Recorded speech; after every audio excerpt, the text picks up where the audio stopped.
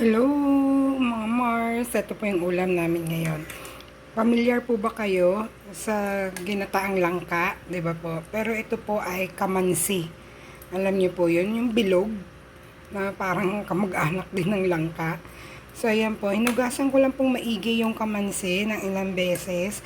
Tapos nilagay ko po dito sa kaserola ko at nilagay ko po yung pangalawang gata. Tapos naghiwa po ako ng mga samya na kamatis, luya, bawang, sibuyas, tsaka itong siling pangsigang, siling haba, para maanghang na po kaagad. Maglalagay pa po ako dito ng labuyo. Ganyan. Wala pa po akong nilalagay na asin dito kasi maalat po itong ito, labahita. Tapos ito po yung kakanggata. Mamaya ko po lalagay. Tapos di ko pa po tinatakpan kasi mamumuo yung gata niya. So, ayun. Later po. See you. Guys. Wow, guys. Kumukulo na. O, tignan niyo po. Namumuo yung, tawag dyan.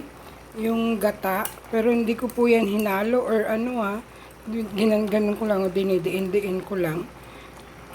Hindi ko tinakpan. Ganyan lang. Pero namumuo siya. Pero pag pinakuluan mo naman po itong maigi dito, mawawala na rin po yan. Tignan niyo po. Haluin na natin ng konti para umanunod doon yung mga samya sa ilalim. Diba po?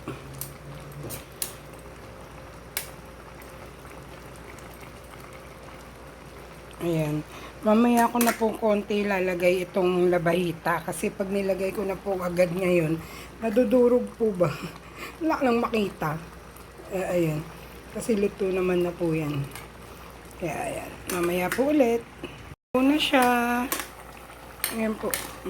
Kamansi. Masarap din po sana itong kamansi sa baka na laman. Lauya po ba? Lulutuin mong lauya. Sarap po. Pero malalaking hiwa po ay hindi gantong tad-tad. Ayan po. Lalagay ko na rin po pala ito. May inihaw po akong isda na natira.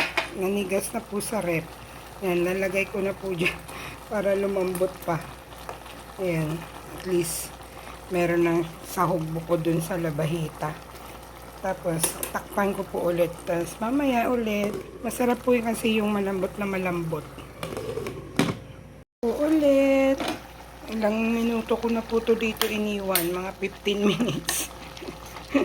Dinagdagan ko pa po ng tubig. Kasi gusto ko po yung malambot na malambot talaga itong kamansi. Para po yung yan. Diyan po muna. Diba? Lalagyan ko na po ito ng siling labuyo para manuot na yung anghang niya.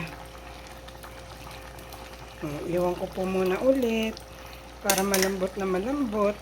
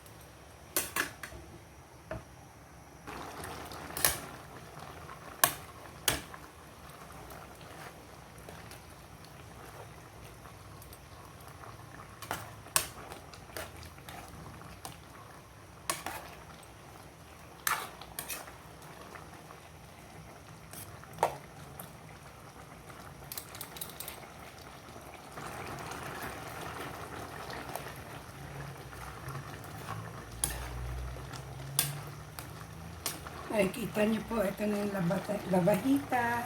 Ito lang po yung umihaw na isda. Nilagay ko na po yung kakanggata. Tapos pinapakuluan ko na lang pong maigi. Diba? Ang sarap na po ito. Tikman natin kung masarap lang nga.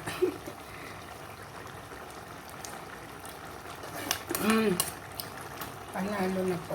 Konting asin lang. Konti, konti lang po. Para pang ano lang po ng lasa niya. Yan. Konting asukal. Yan. Ling halo.